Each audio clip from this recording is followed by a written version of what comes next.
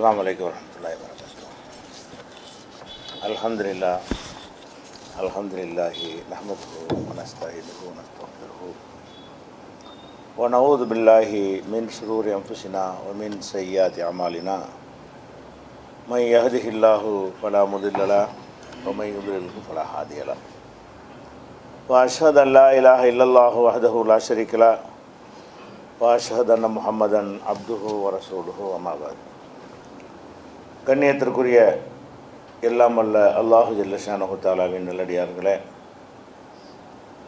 அல்லாஹுடைய அழகிய பண்புகள் என்ற இந்த ஜும்மா தொடர் உரையில் அளவற்ற அருளாளன் நிகரற்ற அன்புடையோன் என்ற அல்லாஹுடைய இரண்டு பண்புகளை குறித்து நாம் தொடர்ச்சியாக அறிந்து வருகிறோம். அல்லாஹ் மனித குலத்தின் மீது, தன்னுடைய படைப்பினங்கள் மீது எல்லையில்லாத கருணை வைத்திருக்கிற காரணத்தினால்தான் அவனுடைய சட்டதிட்டங்கள், கொள்கைகள், அவன் வகுத்து தந்திருக்கிற வணக்க வழிபாடுகள் எல்லாத்திலையுமே அல்லாஹுடைய கருணை அங்கே அடங்கியிருக்கிறது, ஒளிந்திருக்கிறது என்பதை பார்த்து வருகிறோம். அந்த தொடர்ச்சியாக நபிகள் நாயகம் ஸல்லல்லாஹு அலைஹி வஸல்லம் அவர்களுடைய காலத்தில் ஐவேளை தொழுகை நேரம், ஜும்மா தொழுகை போன்ற முக்கியமான கூட்டு தொழுகைகளில் மக்கள்லாம் கண்டிப்பாக கலந்து கொள்ள வேண்டும் என்று நம்ம அறிந்து வைத்திருக்கிறோம். இந்த கூட்டு தொழுகை, ஜும்மா தொழுகை போன்ற நேரங்களில் கடுமையான மழை ஏற்பட்டு விட்டது என்று சொன்னால், அப்போ இஸ்லாம் மார்க்கத்தில் ஒரு சட்டம் இருக்கிறது. அந்த சட்டத்துக்குள்ளேயும் அல்லாஹ் எப்படிப்பட்ட அளவற்ற அருளாளன் என்பது அடங்கி இருக்கிறத பார்க்கலாம். அது என்ன சட்டம் என்று சொன்னால்,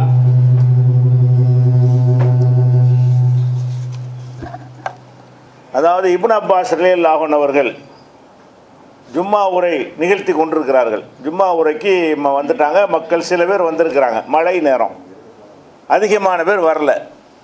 அப்போ ஜும்மாவில் ஒரு மெம்பரில் ஏறின உடனே பாங்கு சொல்லக்கூடிய ஒரு முஅத்தின்ட்ட சொல்லுகிறார், நீ பாங்கு சொல்லும் பொழுது இந்த ஹய்யா அலா ஸலான்னு வரும் இல்லையா, அப்போ ஹய்யா அலா ஸலான்னு சொல்லாத, அல்லாஹ் அக்பர் அல்லாஹ் அக்பர் அஷ்ஹது அல்லா இலாஹா இல்லல்லாஹ் சொல்லிவிட்டு அப்புறம் ஹய்யா அலா ஸலான்னா தொழுகைக்கு வாருங்கள், ஹய்யா அலல் ஃபலாஹ்னா வெற்றிக்கு வாருங்கள்னு அர்த்தம். இந்த வார்த்தையே பாங்கில், ஒவ்வொரு பாங்கிலையும் நம்ம சொல்கிறோம். அப்போ ஜும்மாவுடைய பாங்கில் அந்த ஹய்யா அலா ஸலா வரும்போது அவர் இப்னு அப்பாஸ் சொல்கிறாரு, இப்படி சொல்லாத, மழை பெய்து கொண்டிருக்கிறது, வந்தவங்க வரட்டு, வராதவர்கள், முடியாதவர்கள் இருப்பார்கள், அதனால நீ என்ன செய்யணும்னு கேட்டால் சல்லு ஃபிர்ரிஹால், உங்கள் வீடுகளில் தொழுது கொள்ளுங்கள்.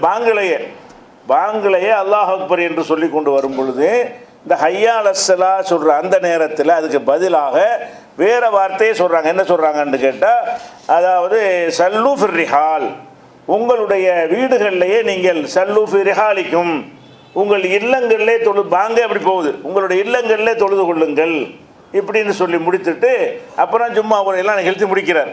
அதாவது ஜும்மாவுக்கு முன்னாடி அவர் ஆரம்பிக்கிறதுக்கு முன்னாடியே இந்த விஷயத்தை மோதினார்ட்ட சொல்கிறார், நீ பாங்கு சொல்லும் பொழுது ஹய்யா அலா ஸலா சொல்லாத, தொழுகைக்கு வாருங்கள்னு சொல்ல. எப்போ இதை சொல்கிறாருன்னா மழை நாளில், மழை பெய்யக்கூடிய ஒரு நாளில்.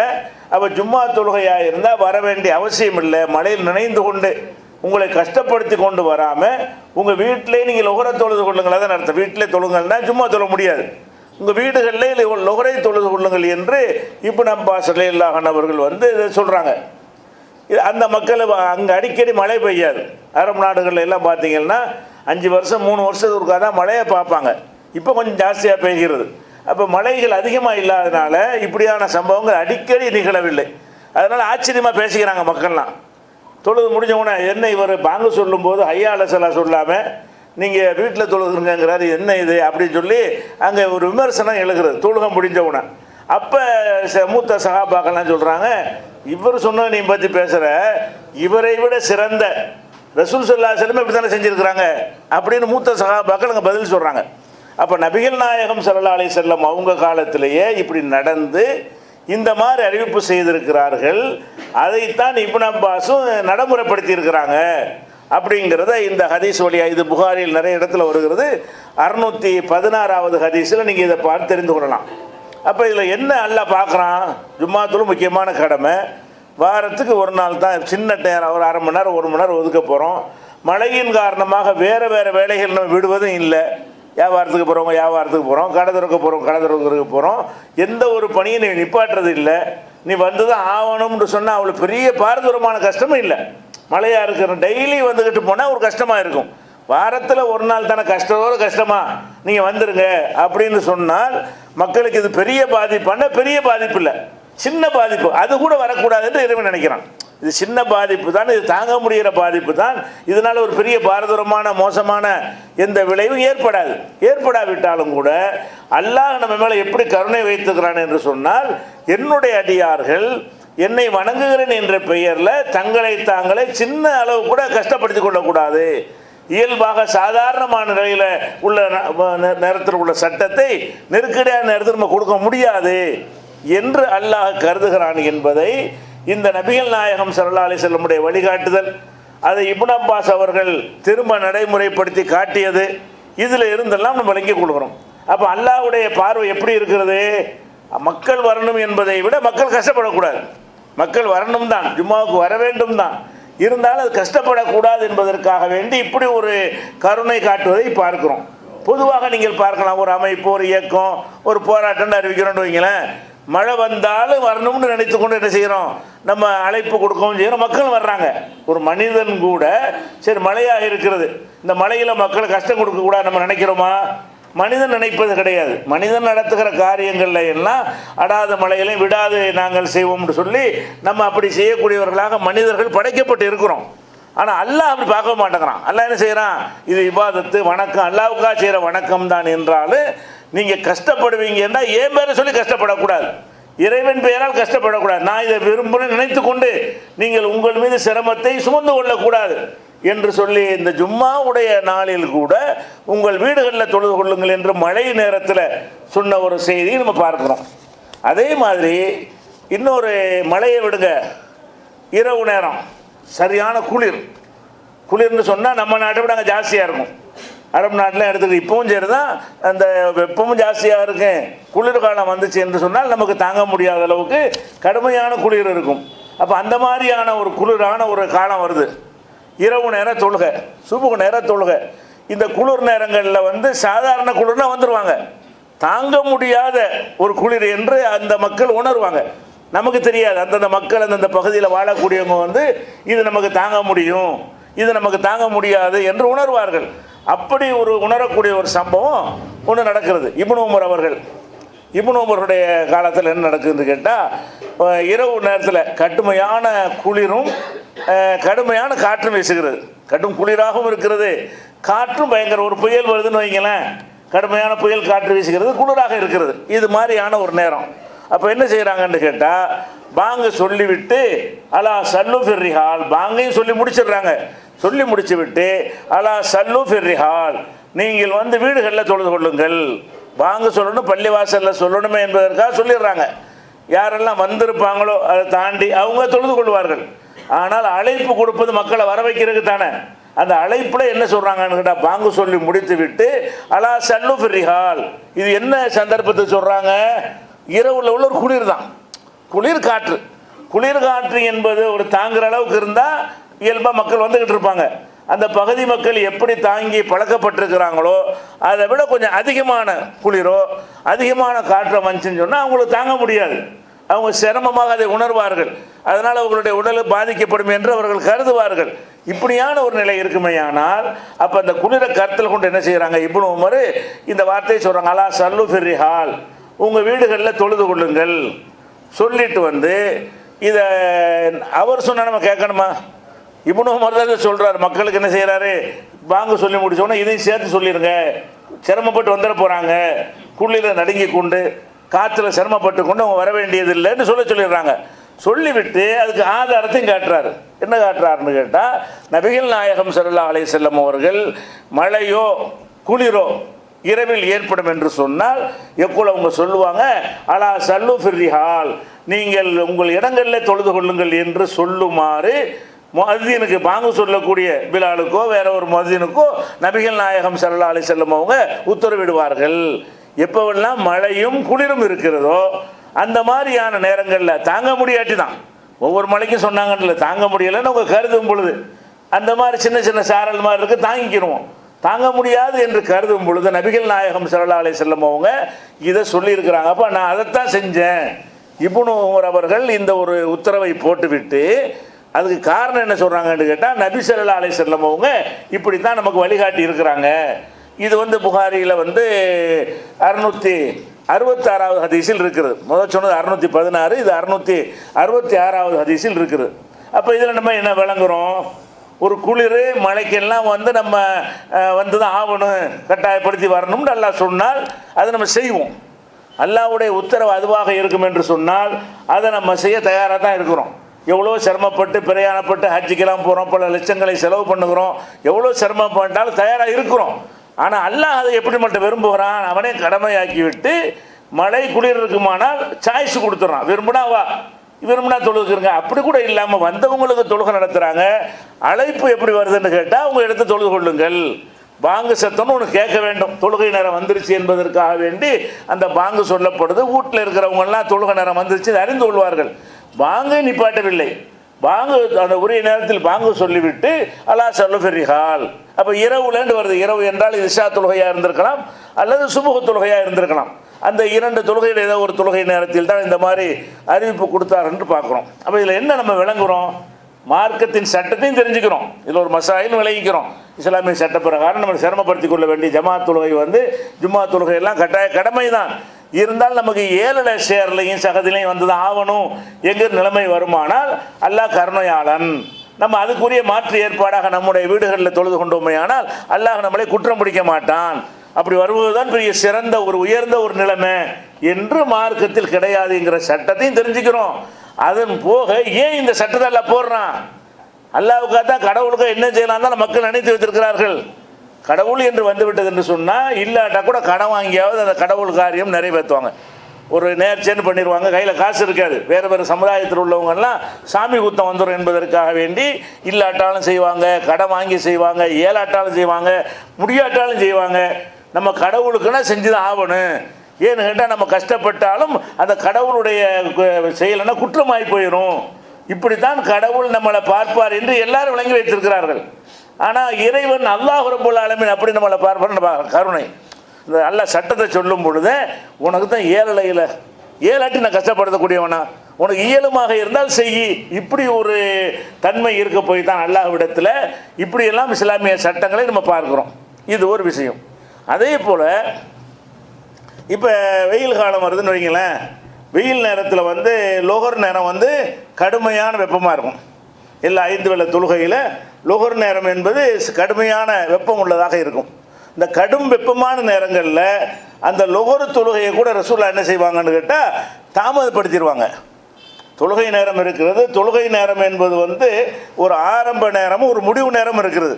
லொஹர் தொழுகைன்னா நம்ம பள்ளிவாசல் ஒரு டைம் போடுறாங்களே, அது நம்ம ஜமாத்துக்காக வைத்து கொண்டது. ஆனால் லொஹருடைய நேரம் இன்னும் விரிவாக இருக்குது. ஒவ்வொரு வக்துடைய நேரமும் விரிவான நேரமாக இருக்கிறது. உதாரணம், சூரியன் உச்சிக்கு வருதா, உச்சிக்கு கொஞ்சம் விலகின உடனே லொஹர் ஆரம்பித்து விடுகிறது. அதுலேருந்து எவ்வளோ நேரம் வரைக்கும் அந்த லொஹர் இருக்கும் என்று சொன்னால், ஒரு பொருளுடைய நிழல் அந்த பொருளுடைய அளவுக்கு வர்ற வரைக்கும், ஒரு அடியுடைய ஒரு பொருள் ஒரு அடிக்கு நிழல் விடுமானால் 10 அடி பொருளுக்கு 10 அடி நிழல், அது வரைக்கும் லொஹரை தொழுகலாம். ஏறக்குறைய அது 2 மணி நேரம் 2.5 மணி நேரம் கிடைக்கிது. அந்த லொஹருடைய வக்து என்பது 2 மணி நேரம் 2.5 மணி நேரம் 3 மணி நேரம் கூட அதுக்குள்ளே தொழுது கொள்ளலாம். ஒரு 12 மணிலேருந்து ஆரம்பித்து ஒரு 3 மணி வரைக்கும் உத்தேசமாக அந்த நிழலை கணக்கு பண்ணி தொழுகை நேரம் வருகிறது. இந்த நேரங்களில் ஒரு 12 மணி 1 மணி என்று சொல்வது கொடூரமாக இருக்கும். கடும் வெயில் காலத்தில், நம்ம நாட்டு வெயில் இல்லை, அந்த அரபு நாட்டு வெயிலுடைய காலத்தை எடுத்துக்கிட்டிங்கன்னு சொன்னால் சில மாதங்களில் கடுமையான வெப்பமாக இருக்கும். அந்த 1 மணிக்கே லொஹரை தொழுதாங்கன்னு வைங்க, வரவும் முடியாது, அந்த மண்ணில் நிற்க முடியாது, நெத்தி வைக்க முடியாது. அப்போ அந்த கூரையை பிச்சுக்கிட்டு வெயில் அடிக்கு மேலே அதை தாங்க முடியாது, வருவது ஒரு கஷ்டம், அந்த பள்ளிக்குள்ளே உட்காருவதே கஷ்டமாக இருக்கும். அந்த மாதிரியான ஒரு நிலைமை இருக்கும் பொழுது நபிகள் நாயகம் என்ன செய்வாங்கன்னு கேட்டால், இந்த கடும் வெப்பத்தை வந்தவுடனே மோதினாரை கூப்பிட்டு, நில்லு, இன்னும் கொஞ்சம் டைம் போகட்டும், கொஞ்சம் சாயட்டும், இன்னும் கொஞ்சம் அந்த வெயில் குறையட்டும், வெக்க கம்மியாகட்டும் என்று சொல்லி தாமதம்னா அசர் வரைக்கும் போயிடக்கூடாது. அந்த வக்துக்குள்ளே லுஹருடைய வக்து வந்து ஒரு 3 மணி நேரம் வக்து இருக்கு என்று சொன்னால் கடைசி நேரத்தில் ஆரம்ப நேரத்தை தொழுவது சிறந்தது. ஆனால் கடும் வெப்பமான காரணமாக இருக்குமே ஆனால் நபிகள் நாயகம் ஸல்லல்லாஹு அலைஹி வஸல்லம் என்ன செய்கிறாங்கண்டா, மக்களுக்கு நீங்கள் லுஹர் வரும் பொழுது தாமதப்படுத்துங்க. கடுமையான வெயில் காலத்தில் ஒரு நேரமும் வெயில் கம்மியாக உள்ள காலத்தில் ஒரு நேரமுமாக அந்த லுஹர் தொழுகையை தொழுதுருக்கிறாங்க. நமக்குலாம் சரி தேவைப்படாது. நம்ம நாட்டை பொறுத்த வரைக்கும் தாங்கக்கூடிய ஒரு வெப்பம் தான் இருக்கிறது. 1 மணி 2 மணிக்கெல்லாம் வந்து சில நேரங்களில் 45 டிகிரி 50 டிகிரி அப்படி சில காலங்களில் சில பருவ காலங்களில் வந்து நமக்கும் தாங்க முடியாது என்கிற ஒரு நிலைமை வறுமையானால் இந்த சட்டம் நமக்கும் உண்டு. தாங்க முடியாத அளவுக்கு வெப்பமாக இருக்குமே. ஆனால் அது எப்படி சொல்கிறாங்கன்னு கேட்டால் ரசூல் ஸல்லல்லாஹு அலைஹி வஸல்லம் சொல்கிறாங்க, இதஸ்தத்தல் ஹர்ரு, வெப்பம் ஜாஸ்தி ஆகிவிட்டால் கடுமையாகிவிட்டால் ஃபஅப்ரிது அனிஸ்ஸலா, தொழுகையை குளிரச் செய்யுங்கள். குளிரச் செய்யுங்கள் என்ன அர்த்தம், கொஞ்சம் நேரத்தை தாமதப்படுத்திக்கிறீர்கள் என்பதற்காக வேண்டி ஒரு இலக்கியமான வார்த்தையில் சொல்கிறாங்க. ஃபஅப்ரிது அனிஸ்ஸலா, தொழுகையை கொஞ்சம் குளிர வைத்துக் கொள்ளுங்கள். அதை குளிர் அந்த வெப்பம் குறைந்த நேரம் வரைக்கும் தள்ளி வைத்துக் கொள்ளுங்கள். ஃபைன்ன சித்தத்தல் ஹர்ரி மின் ஃபைஹி ஜஹன்னம், இந்த வெப்பம் கடுமையாக இருப்பது நரகத்தினுடைய மூச்சுக்காற்று. அதனால் அந்த வெப்பத்தில் கடந்து நம்ம கஷ்டப்பட வேண்டாம், நரகத்தினுடைய மூச்சுக்காற்று நமக்கு வேண்டாம், அது குறையட்டும் என்று நபிகள் இதுவும் இலக்கியமாக தான் சொல்கிறாங்க. இது நபிகள் நாயகம் ஸல்லல்லாஹு அலைஹி வஸல்லம் சொன்னதாக புகாரியில் 533வது ஹதீஸில் இருக்கிறது. இது அபூ ஹுரைரா, இப்னு உமர் போன்ற 2 சஹாபாக்கள் சேர்ந்து அறிவிக்கிறாங்க. அப்போ இதில் நம்ம என்ன விளங்குறோம், தொழுகைக்கு 5 வேளை தொழுகைக்கு லுஹருக்கு வருகிறோம் என்று சொன்னால் வெயில் வந்து தாங்க முடியாத வெயில் அந்த 1 மாதம் 2 மாதத்துக்கு இருக்கும். அந்த மாதிரி நேரங்கள் வரும்னு சொன்னால் லேட் ஆகிக்கிடலாம். மக்களுடைய சிரமத்தை கவனத்தில் கொண்டு தொழுகையுடைய வக்தை தாண்டி விடாமல், வக்திலேயே குளிரான வக்து கொஞ்சம் குளிர் கம்மியான வக்துன்னு இருக்குமா இல்லையா, அப்படி செலக்ட் பண்ணிக்கிறலாம் என்பதற்கு இந்த ஹதீஸ் ஆதாரமாக இருக்கிற சட்டம். ஆனால் சட்டத்தை சொல்வதோடு என்ன நமக்கு அடங்கி இருக்கிறது, இது ஏன் அப்படி எல்லாம் சொல்லணும்? வெயிலாக இருந்தாலும் குளிர் இருந்தாலும் வா, 5 மணி நேரம் அரை மணி நேரம் வரமாட்டீங்களா, ஒரு 10 நிமிஷம் வரமாட்டீங்களா, எனக்கா தியாகம் பண்ண மாட்டீங்களா, எனக்கா கஷ்டத்தை ஏற்றுக்கிற மாட்டீங்களா, நல்லா சொல்லலாம். அப்படி அல்லாஹ் சொன்னால் நம்ம கேட்போமா கேட்க மாட்டோமா? கேட்குவோம். அல்லாஹ்வை நம்பக்கூடிய மக்களாக இருந்தால் அல்லாஹுடைய சட்டம் இதுதான் என்று இருக்குமையானால் அந்த சட்டத்தை நம்ம அல்லாஹ்வுக்கு பயந்து செய்யத்தான் செய்வோம். ஏன் இந்த வணக்கம்லாம் எதுக்கு செய்ய, மறுமைக்காக செய்கிறது. இந்த உலகத்துடைய விஷயத்துக்கு பயந்து செய்கிறதா இருந்தால் ஏமாற்றிட்டு செய்யாமல் இருந்துருவோம். இந்த வணக்க வழிபாடுகள் நம்ம செய்வது எதுக்கு, மறுமையில் வெற்றி பெறுவதற்கு. அப்போ மறுமையில் வெற்றி பெற இப்படி தான் செய்யணும் என்று அல்லாஹ் வந்து உத்தரவு போட்டு விட்டான் என்று சொன்னால் அதை நம்ம யாருமே மீறவே மாட்டோம். எவ்வளோ கஷ்டமாக இருந்தாலும் எவ்வளோ சிரமமாக இருந்தாலும் இந்த மக்கள் செய்வார்கள். உயிரையும் தியாகம் செய்வதற்கு தயாராக உருவான ஒரு சமுதாயம் அவங்க. அப்படியான ஒரு சமுதாயமாக முஸ்லீம் சமுதாயம் இருக்கும் பொழுது அல்லாஹ் எந்த கஷ்டத்தையும் கொடுக்கலாம். வேறு சமுதாய மக்களை விட நம்ம அதிகம் தியாகம் செய்வதற்கு முன் வரக்கூடிய சமுதாயமாக தான் இந்த ஈமான் நம்மளை ஆக்கியிருக்கிறது. அல்லாஹ்வை நம்பக்கூடிய இந்த ஈமான் வந்து மற்ற யார் செய்கிற தியாகத்தையும் விட நம்ம அல்லாஹ்வுக்குன்னு இது ஒன்றாலும் செய்வோம். அப்படியான ஒரு நிலையில் இந்த மக்கள் இருக்கிறாங்கன்னு தெரிஞ்சு கொண்டு அல்லாஹ் என்ன செய்யறான், நீங்கள் சிரமப்பட வேணாம், வெயில் கடுமையாக இருந்தால் கொஞ்சம் லேட்டாக வச்சுக்கிறோங்க, தொழுகை கொஞ்சம் தள்ளி வச்சுக்கணும், லுஹர் நேரத்தை வந்து டிஸ்டம் பண்ணியாச்சு போட்டாச்சுன்னு அப்படி பார்க்க வேண்டிய அவசியம் கிடையாது. மக்களுக்கு சௌகரியம் எது கூட, மக்களுக்கு சிரமம் இல்லாத ஒரு விஷயம் எது, இதுதான் கவனிச்சுக்கிட்டே இருக்கணும். எந்த ஒரு கூட்டான காரியங்களை மார்க்கத்தின் பெயரால் செய்வதாக இருந்தாலும் மக்களுக்கு சௌகரியமாக இருக்குமா என்பதை பார்த்து கொள்ளணும். அதுக்காண்டி மக்களுக்கு சௌகரியங்கிறதுக்காக வேண்டி சட்டத்தை விட்டு வெளியே போயிடக்கூடாது. மக்களுக்கு சௌகரியங்கிறதுனால அந்த 3-4:30 மணிக்கு லுஹர் தொழுவோம்னா அது சரி வராது. அது சட்டத்துக்கு உட்பட்ட நிலையில் மக்களுக்கு இது சௌகரியம், மார்க்க அனுமதித்த விஷயங்களை எடுத்துக்கொண்டு இதுவும் கூடும், இதில் மக்களுக்கு எது சௌகரியம் அப்படின்னு எடுப்பதுக்கு வந்து மார்க்கத்தில் இருக்கிறது. இதுவும் புகாரியில் 535வது ஹதீஸில் இருக்கிறது. அதே மாதிரி எதெல்லாம் இந்த மார்க்கம் பார்க்குதுன்னு பாருங்கள், வெயிலை பார்க்குது, நோயை பார்க்குது, மழையை பார்க்குது, அது எல்லாத்தையும் பார்த்து உங்களுக்கு சட்டம் வணக்க வழிபாடுகளில். இத்துபான் பின் மாலிக்னு ஒரு சஹாபி இருந்தார். நபிகள் நாயகம் ஸல்லல்லாஹு அலைஹி வஸல்லம் அவங்க காலத்தில் மதீனாவில் மஸ்ஜித் நபவியிலையும் பள்ளிவாசல் தொழுகை நடக்கும். அது அல்லாமல் சுற்று வட்டாரங்கள்லையும் முஸ்லீம்கள் உண்டாயிட்டாங்கல்ல, அங்கங்கே ஒரு இடத்துல என்ன செய்வாங்க, ஒரு சின்ன ஒரு குடிசை மாதிரி போட்டுக்கொண்டு அங்கேயும் தொழுகையை நடத்திக்கிட்டு இருந்தாங்க. ஒரு தொழுகை தான் நடக்கலை மதீனாவில், அது பெரிய ஊர். நபிகள் நாயகம் ஸல்லல்லாஹு அலைஹி வஸல்லம் இருக்கிற அந்த ஒரு ஏரியாவில் நடக்கிற மாதிரி மதீனாவுக்குள்ளே பல இடங்களில் தொழுகை நடக்கும். எல்லா மதீனத்து மக்களும் மஸ்ஜித் நபிக்கு வரமாட்டாங்க. அவங்கவுங்க ஏரியாவில் பக்கத்தில் இருந்தால் தான் அவங்க தொழுகைக்கு வசதியாக இருக்கும். இந்த ஜும்மா நம்ம பெருநாளைக்கு வந்தால் எல்லாம் திரண்டு வந்துடுவாங்க.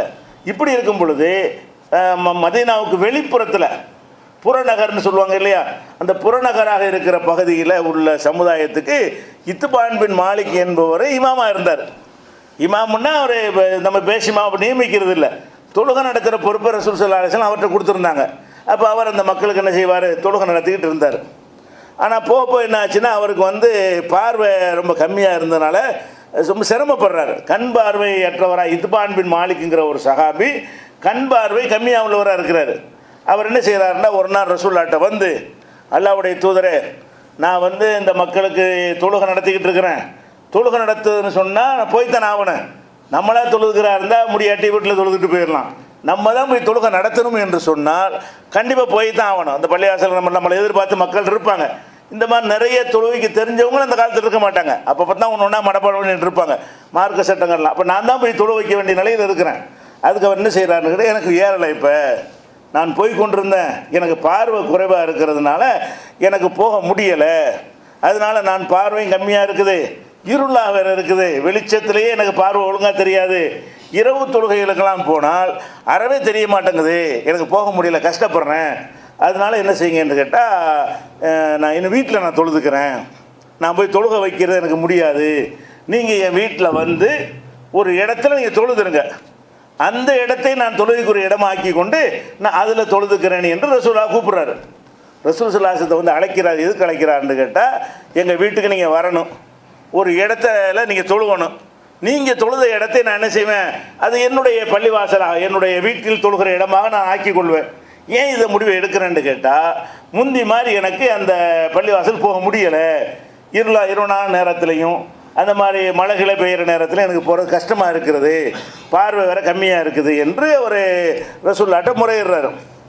அப்போ ரசூல் ஸல்லல்லாஹு என்ன செய்கிறாங்கன்னா, சரின்னு சொல்லிட்டு வர்றேன்னு சொல்லிட்டு ஒரு நாள் வர்றாங்க, அவர் வீட்டை தேடியே வர்றாங்க. வந்து என்ன செய்கிறாங்கன்னா, ஐன தொகை பண்ணு சல்லிய, எங்கேப்பா தொழுவணும்னு சொன்னீங்கள, இடத்த காட்டுன்னொன்னே அவர் ஒரு இடத்த காட்டுறாரு, இந்த இடத்துல நீங்கள் தொழுதுருங்க, இதையே நான் வந்து என்னுடைய தொழுமிடமாக ஆக்கிக்கிறேன். ரசூலுல்லாஹ் தொழுத இடம்னா அதுக்கு ஒரு பரக்கத்தானே, நீங்கள் தொழுத இடத்தை நான் என்னுடைய தொழுமிடமாக நான் ஆக்கிக் கொள்கிறேன் என்று சொல்லி அவர் ரசூலுல்லாஹ்ட்ட சொன்னோன்னா அவங்க ரசூலுல்லாஹ் தொழுகிறாங்க. அதுக்கு பிறகு அந்த இடத்துல அவர் தொழுகையை நடத்தி கொண்டு முடிஞ்சால் வருவார், இருட்டு அந்த மாதிரி வந்துச்சுன்னு சொன்னால் அந்த இடத்துல அவர் தொழுகை நடத்தக்கூடியவராக இருந்துட்டார் என்ற செய்தியை பார்க்குறோம். இது புகாரியில் 667வது ஹதீஸில் இருக்கிறது. அப்போ இது வந்து ஒரு கண் பார்வை, அறவே குருடர் கிடையாது, அறவே குருடராக இருந்தால் இருளையெல்லாம் காரணம் காட்ட மாதிரி, குருடனுக்கு பகலும் இருட்டு தான், ராத்திரியும் இருட்டு தானே, குருடராக இருப்பாரே, ஆனால் இரவு நாளாக எனக்கு இருட்டாக இருக்குன்னு சொல்ல மாட்டார். அப்போ இருட்டுன்னு சொன்னால் என்ன அர்த்தம்னு கேட்டால், பார்வை குறைவு, பகலில் பாதியாக தெரியும், இரவில் ரொம்ப மங்களாக தெரியும், ரொம்ப இருட்டாக தெரியும். அப்போ அறவே தெரியாத ஒரு நிலைமை ஏற்பட்டு போயிடும், அதனால கஷ்டம்னு சொல்கிறார்.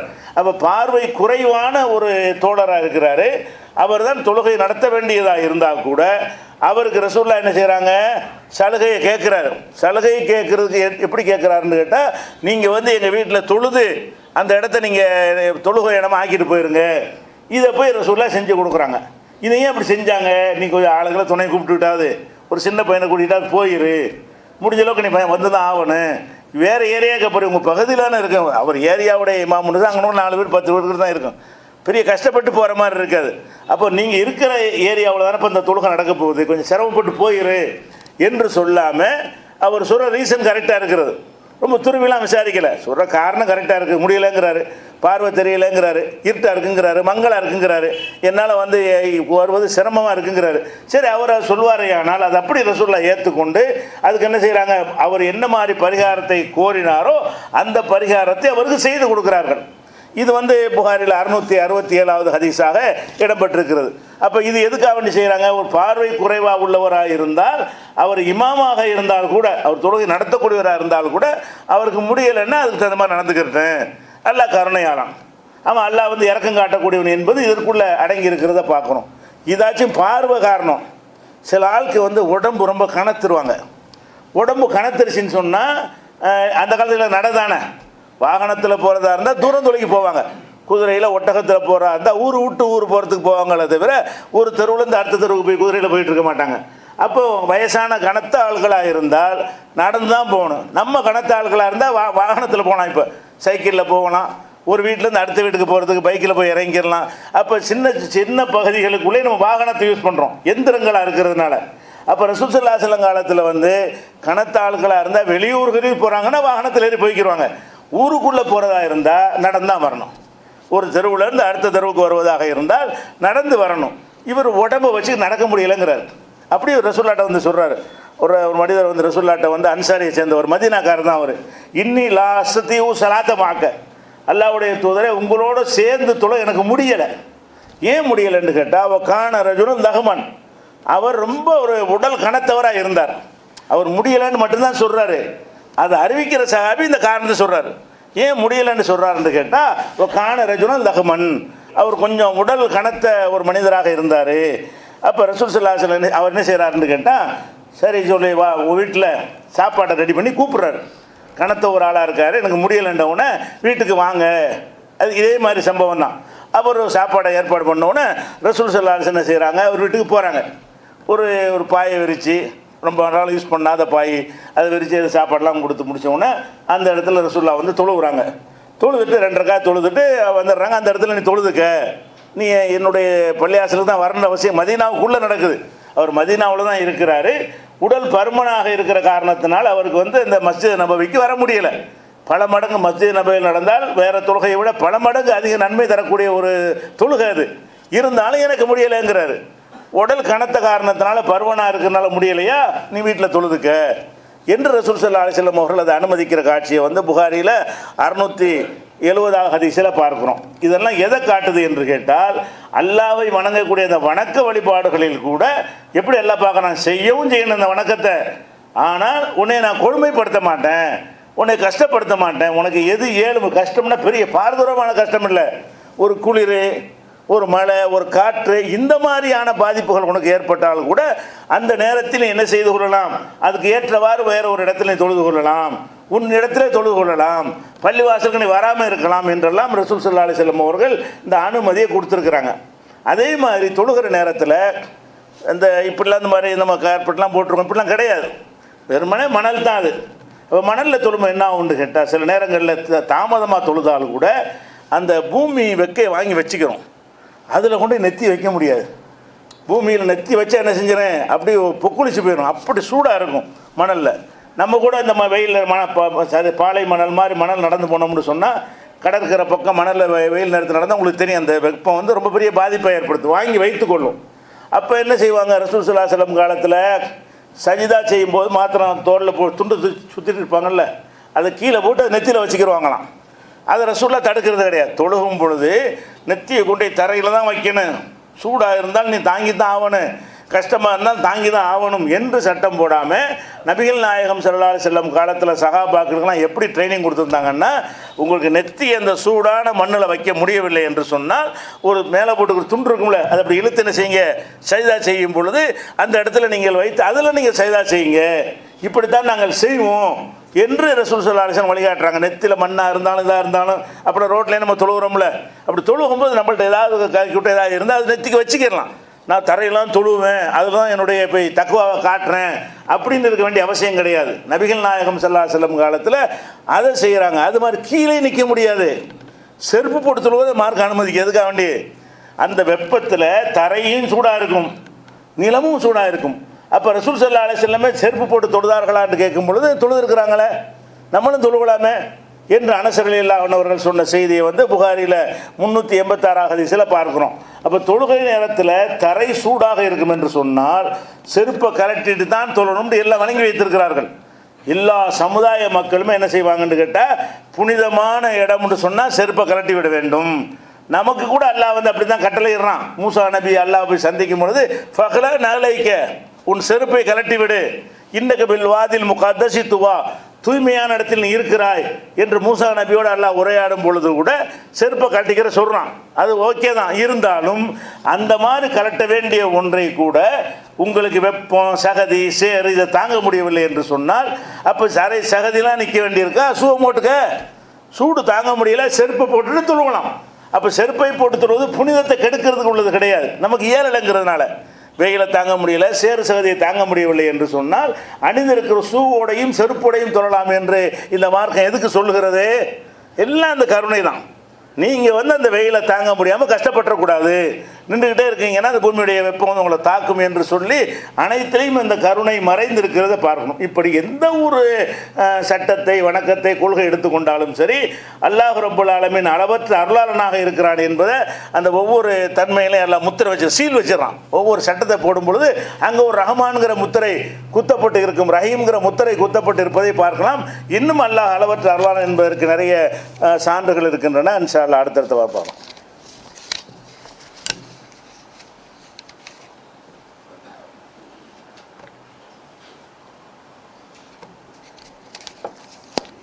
அன்பிற்குரிய சகோதரர்களே, இந்த மாதம் ரபியுல் அவ்வல் என்ற ஒரு சிறந்த ஒரு மாதம் வந்திருக்கிறது. இந்த மாதத்தில் நபிகள் நாயகம் ஸல்லல்லாஹு அலைஹி வஸல்லம் அவர்கள் பிறந்தார்கள் என்ற ஒரு நம்பிக்கை அடிப்படையில் முஸ்லீம் சமுதாயத்தில் உள்ளவர்களே மீலாது விழா என்று பிறந்த நாள் விழா கொண்டாடுகிற காட்சியை பார்க்கிறோம். அதே போல் இந்த 12 நாட்களும் அவர்களை புகழ்கிறோம் என்ற பெயரில் மௌலுது பாடல்கள் பாடுகிற காட்சியெல்லாம் பார்க்கிறோம். இது விஷயமாக நபிகள் நாயகம் ஸல்லல்லாஹு அலைஹி வஸல்லம் அவர்களை நம்ம உயிருக்கு மேலாக நேசிக்கணும் என்பதில் யாருக்குமே மாற்று கருத்து கிடையாது. 72 கூட்டமாக இருந்தாலும் அனைவருமே நபிகள் நாயகம் ஸல்லல்லாஹு அலைஹி வஸல்லம் அவர்களை நேசிக்கிறார்கள், விரும்புகிறார்கள். ஆனால் இந்த மீலாது விழா என்று நம்ம கொண்டாடுகிறோம் இல்லையா, இது மார்க்கத்தில் உள்ளதா? மார்க்கம்னு நம்ம எதை செய்வதாக இருந்தாலும் அல்லாஹ் அப்படி நமக்கு சொல்லியிருக்க வேண்டும். அல்லாஹ்வுடைய ரசூல் அந்த மாதிரி என்னுடைய பிறந்த நாளை நீங்கள் எல்லாம் கொண்டாடுங்கள் அப்படின்னு நம்ம வழிகாட்டி இருக்க வேண்டும். அவங்க சொல்லலைன்னு சொன்னால் அதுக்கு மார்க்கத்துக்கு எந்த சம்மந்தமும் கிடையாது. இப்போ நபிகள் நாயகம் ஸல்லல்லாஹு அலைஹி வஸல்லம் அவர்கள் அந்த பிறந்த நாளை அல்லாஹ் சிறப்பித்து ஏதாவது சொல்லியிருக்கிறானா? இல்லை. அவங்களாவது நான் பிறந்த நாள் இதுதான், அதனால் எல்லோரும் மீலாது விழா கொண்டாடுங்கள் என்று ரசூலுல்லாஹ் சொன்னாங்களா? அவங்களும் சொல்லலை. ரசூல் ஸல்லல்லாஹு அலைஹி வஸல்லம் மீது உயிரையே வைத்திருந்தவர்கள் சஹாபாக்கள். நம்மளாம் அதில் ஒரு சின்ன ஒரு கடுகளை கூட இருக்க மாட்டோம், அவ்வளோ முஹப்பத் வைத்திருந்தார்கள். அந்த முஹப்பத் வைத்திருந்த சஹாபாக்களாவது ரசூல் ஸல்லல்லாஹு அலைஹி வஸல்லம் அவர்களுக்காக வேண்டி பிறந்த நாள் வருது அதை கொண்டாடணும் ஏதாவது கொண்டாடினாங்களான்னு கிடையாது. இன்னும் சொல்ல போனால் இந்த பிறந்த நாள் என்னைக்குங்கிறதுக்கே இந்த 12ங்கிறது ஆதாரமற்ற செய்தி. ரபியுல் அவ்வல் 12 பிறந்தாங்கிறாங்களே, ரபியுல் அவ்வல் 12 மௌத்தா போனது ஆதாரமான செய்தி. இந்த ரபியுல் அவ்வல் மாதம் 12ஆம் நாளில் ரசூல் ஸல்லல்லாஹு அலைஹி வஸல்லம் மரணித்தார்கள். பிறந்ததுக்கு ஆதாரம் இருக்கான்னு கேட்டால் ஆதாரம் கிடையாது. ஏன் ஆதாரம் கிடையாதுன்னு கேட்டால் ரசூல் ஸல்லல்லாஹு அலைஹி வஸல்லம் இந்த பிறக்கக்கூடிய நேரத்தில் அந்த காலகட்டத்தில் எல்லாத்தையும் ரெக்கார்டு பண்ணி வைக்கக்கூடிய வழக்கமெல்லாம் கிடையாது. இது ஒரு குழந்தையாக தான் அன்றைக்கி பார்த்துருப்பாங்க, அல்லாஹ்வுடைய தூதர்னு ரெக்கார்ட் பண்ணி வச்சுருப்பாங்க. பிறக்கும்போது முகமது அவ்வளவுதான், ஒரு குழந்தை பிறந்திருக்கு, அதனால என்னைக்கு பிறந்துச்சு அந்த மாதிரி விஷயங்கள்லாம் எழுதி பதிவு செய்து வைத்திருக்கிற வழக்கம் இல்லாததுனால ரசூல் ஸல்லல்லாஹு அலைஹி வஸல்லம் அவர்கள் எந்த தேதியில் பிறந்தார்கள் என்பதற்கு ஆதாரப்பூர்வமான ஒரு செய்தியும் கிடையாது. ஆதாரமற்ற பொய்யான செய்திகளை வைத்துத்தான் 12 பிறந்தாங்கங்கிறாங்க. இவங்க கொண்டாடக்கூடிய நாள் இறந்த நாள் தான். இது ரபியுல் அவ்வல் 12 என்பது நபிகள் நாயகம் ஸல்லல்லாஹு அலைஹி வஸல்லம் மரணித்த நாள் தானே தவிர அவங்க பிறந்த நாள் கிடையாது. பிறந்த நாள் இதுதான் என்பதற்கு ஆதாரம் கிடையாது. இன்னும் சொல்லப்போனால் நம்ம ரசூலுல்லாவை எதுக்கு நம்ம நேசிக்கிறோம்? அந்த முகமதுங்கிற மனிதர் பிறந்தார் என்பதற்கு நேசிக்கிறோமா? அல்லாவின் தூதராக ஆனார்கள் என்பதற்கு நேசிக்கிறோமா? அல்லாஹ்வுடைய தூதர் ஆனதுக்கு தான் நம்ம நேசிக்கிறோம். அல்லாஹ்வுடைய தூதர் ஆகாமல் இருந்தாங்கன்னு வைங்க, அவர் பிறந்தா என்ன பிறக்க நமக்கு என்ன? எத்தனை பேர் பிறந்து எத்தனை பேர் மூத்தா போன மாதிரி ஒரு லிஸ்ட்டில் வந்திருப்பாங்க. நம்ம எதுக்காக அவங்களை விரும்புகிறோம் என்றால் முகமது ரசூலுல்லாஹ்க்கு தான். அப்போ ரசூலா எப்போ ஆனாங்க? 40வது வயசில் ஆனார்கள். அந்த ரசூலாக ஆன ஒரு நாளைத்தான் அல்லாஹ் வந்து 1000 மாதத்தை விட சிறந்ததுங்கிறான். லைலத்துல் கத்ருங்கிறோம்ல, குர்ஆன் இறங்கின இரவு. குர்ஆன் இறங்கின இரவு தான் தூதராகிற இரவு. எப்போ ரசூலுல்லாஹ்வுக்கு குர்ஆன் இறங்குகிறதோ அன்னைக்கு தான் ரசூல் ஆகுறாங்க, அல்லாஹ்வின் தூதராக நியமிக்கப்படுறாங்க. அல்லாஹ்வின் தூதராக நியமிக்கப்பட்ட அந்த ஒரு இரவை அல்லாஹ் என்ன செய்கிறான்? 1000 மாதங்களை விட சிறந்தது என்று சொல்லி ரமலானில் நம்ம அல்லாஹ் அப்படித்தான் முக்கியத்துவம் கொடுக்குறான். எது கொடுக்கல? பிறந்தது கொடுக்கவே இல்லை. நபிகள் நாயகம் ஸல்லல்லாஹு அலைஹி வஸல்லம் அவர்கள் காலத்தில் வந்து இந்த ஆண்டு கணக்கெலாம் இருக்குல்ல, இந்த ஹிஜ்ரி ஆண்டுன்னு சொல்கிறோம்ல, இப்படி கணக்கெலாம் கிடையாது. அவங்க என்ன ஆண்டு வச்சுருந்தாங்கன்னா யானை ஆண்டு. இந்த யானைப்படை மூலமாக அப்ரஹா மன்னரை எல்லாம் அழிச்சாங்க இல்லையா, அலம் தர கைஃப ஃபீல்ங்கிற சூறாவில் எல்லாம் சொல்லி காட்டுற அந்த சம்பவத்தை, அந்த யானைப்படையை கொண்டு அல்லாஹ் காபத்துல்லாவை காப்பாற்றினதுனால அந்த மக்கள் என்ன செஞ்சாங்கன்னா யானை ஆண்டுன்னு ஒரு ஆண்டு வச்சுருந்தாங்க. யானை ஆண்டு 1, யானை ஆண்டு 2ல் நான் பிறந்தேன், யானை ஆண்டு 3ல் பிறந்தேன்னு இப்படி சொல்லுவாங்க. யானை ஆண்டுங்கிறது தான் வழக்கத்தில் இருந்தது. ரசூல் ஸல்லல்லாஹு அலைஹி வஸல்லம் அவர்களே அந்த யானை ஆண்டில் தான் பிறந்தார்கள். எந்த வருஷத்தில் யானைப்படையை கொண்டு அல்லாஹ் காப்பாற்றினானோ அப்போ தான் ரசூல்லா பிறந்தாங்க. அப்போ ரசூல்லா பிறப்பை பற்றி சஹாபாக்கள் பேசும்போது ரசூல்லா யானை வருஷம் பிறந்தாங்கன்னு சொன்னாங்க, ஹிஜ்ரி ஆண்டுங்கிறது கிடையாது. அப்போ ரசூல்லாவுடைய மரணத்திற்கு பிறகு தான் அபூபக்கர் காலத்தில் இந்த யானை ஆண்டு தான் வழக்கத்தில் ஓடிக்கிட்டு இருந்துச்சு. உமர் அவருடைய ஆட்சி காலத்தில் தான் நமக்குன்னு ஒரு தனியாக ஒரு ஆண்டை உண்டாக்குவோம் என்று பேசும்பொழுது இந்த ஹிஜ்ரத்தை வைத்துக் கொள்ளுவோம். ஹிஜ்ரத்துனா எது? மக்காவில் இருந்து மதீனாவுக்கு புறப்பட்டு வந்தாங்கல்ல, அதுக்கு பிறகு தான் இஸ்லாமிய சமுதாயத்துக்கு ஒரு எழுச்சி வந்தது. அப்படியான ஒரு காரணமாக இருந்ததுனால இந்த முன்னேற்றம் மறுமலர்ச்சி அத்தனைக்கும் காரணம் ஹிஜ்ரத்து தான். இந்த ஹிஜ்ரத்து பண்ணி தியாகம் பண்ணி வந்திருக்கலன்னு சொன்னால் இப்படி ஒரு சாம்ராஜ்யமே உருவாகி இருக்காது என்கிற ஒரு கணக்கில் ஹிஜ்ரத்தை கொண்டு ஒரு ஆண்டை ஆரம்பிக்கிறாங்க. அப்போ கூட ரசூலுல்லாவுடைய பிறப்புலேருந்து ஆரம்பிச்சு யாரும் யோசிக்கல பாருங்கள். இந்த ஹிஜ்ரத்துன்னு சொல்ல மசோரா பண்ணுறாங்க. எந்த சம்பவத்தை நம்ம இஸ்லாமிய ஆண்டாக வைத்துக் கொள்ளலாம் என்று சொல்லும் பொழுது அவங்க என்ன முடிவு எடுக்கிறாங்க? ரசூலுல்லா பிறந்தாங்களே அங்கேருந்து வச்சுக்கிறோமே, ரசூலுல்லா பிறந்த ஆண்டை இஸ்லாமிய ஆண்டை வைத்துக் கொள்வோமே. இன்னும் சொல்ல போனால் யானை ஆண்டு அது பொருத்தமாக தானே இருக்கிறது. அல்லாஹ்வுடைய பெரிய அருளை கொண்டு காப்பாற்றப்பட்டது தானே இந்த ஹிஜ்ரத் என்பதை விட கூட இது பெரிய விஷயம்தான். அது யானை ஆண்டு என்பது அல்லாஹ் பெரிய அதிசயத்தை நிகழ்த்தி அந்த காபத்துல்லாவை காப்பாற்றி எதிரிகளை அழிக்கிறான். அவ்வளோ பெரிய முக்கியத்துவம் வாய்ந்த ஒரு நாள் தான் அது. அந்த ஆண்டை அவர்கள் வைத்திருக்கும் பொழுது அதையும் தொடரலை, அல்லது ரசூலுல்லா பிறந்ததை நம்ம எடுத்துக்கிறோம் என்று மசூரா பண்ணலை. என்ன எடுக்கிறாங்க? ஒரு தாக்கத்தை ஏற்படுத்தின ஒரு சம்பவமாக இருக்கணுங்கும் போது ரசூலுல்லா பிறந்ததை உங்களுக்கு யாபத்துக்கு வரல. எது வருகிறது? ஹிஜ்ரத்து யாபத்துக்கு வருது. ரசூலுல்லா பிறந்து 50 வருஷத்துக்கு பிறகு ஹிஜ்ரத் பண்ணி போகிறாங்க, 53 வருஷத்துக்கு பிறகு. அப்போ தான் அந்த நம்ம சம்பவத்தை வச்சுக்கிறோம், இஸ்லாமிய ஆண்டை வச்சுக்கிறோங்கிறாங்க. அப்போ இப்படி தான் இஸ்லாமிய சமூகத்தில் இருக்கே தவிர ரசூலுல்லாவுடைய பிறந்த நாள் என்பதை முக்கியத்துவப்படுத்தவே இல்லை. அதனால தான் தெரியவும் இல்லை. ரசூல் ஸல்லல்லாஹு அலைஹி வஸல்லம் பிறந்த நாளை கொண்டாடி இருந்தால் அந்த நாளை யாவும் வச்சு ஒவ்வொருத்தரும் சொல்லியிருப்பாங்க. பிறந்த நாள் என்னைக்குன்னு கூட தெரியலையா இல்லையா? ஒன்றே ஒன்று இருக்கிறது, திங்கக்கிழமை பிறந்தேன்னு மட்டும் ரசூலுல்லாஹ் கரெக்டாக யாவும் வச்சுருக்கிறாங்க. அது வருஷத்துக்கு இருக்க வராது, வாரம் வரும். பிறந்த நாளுங்கிறது மாதத்தை சொன்னீங்கன்னா வருஷத்துக்கு ஒருக்கா வரும்னு சொல்லிடலாம். ரசூலுல்லாஹ் என்ன சொல்கிறாங்கன்னு கேட்டால், நான் திங்கக்கிழமை பிறந்தேன், திங்கக்கிழமை அல்லாஹ் என்னை நபியாக்கினான், அதனால் திங்கக்கிழமை நோன்பு வைங்க. இந்த மீளாத கொண்டாடணுமே எல்லாரும். வாரம் கொண்டு கஷ்டம். இதில் ஆடல் பாடல் கூத்து கும்பாலம்லாம் போட முடியாது.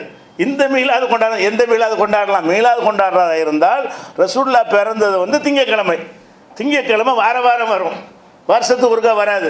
அப்போ ஒவ்வொரு வாரமும் திங்கக்கிழமை நோன்பு வைப்பதை ரசூலுல்லாஹ் வலியுறுத்தி இருக்கிறாங்க. அதுக்கு 2 காரணம் சொல்கிறாங்க. நான் அன்னைக்கு தான் நபியாகவும் ஆனேன், நான் அன்னைக்கு தான் பிறந்தேன். அது மட்டும் உங்களுக்கு தெரிஞ்சு வச்சுக்கிறாங்க. திங்கக்கிழமை நம்ம பிறந்தோம், அதுக்கு தான் நமக்கு ஆதாரம் கிடைக்கிறது தவிர அது ரபியுல் அவ்வல் மாதம் 12 பிறந்தேன் அந்த கிழமையை சொன்னாங்களே தவிர தேதியை சொல்லலை. திங்கள்ங்கிற கிழமையை தான் சொன்னார்களே தவிர தேதியை சொல்லியிருந்தால் வருஷத்துக்கு ஒன்று தான் வரும். கிழமையை சொன்னால் வாரம் வரும், வாரம் திங்கக்கிழமை வரும்.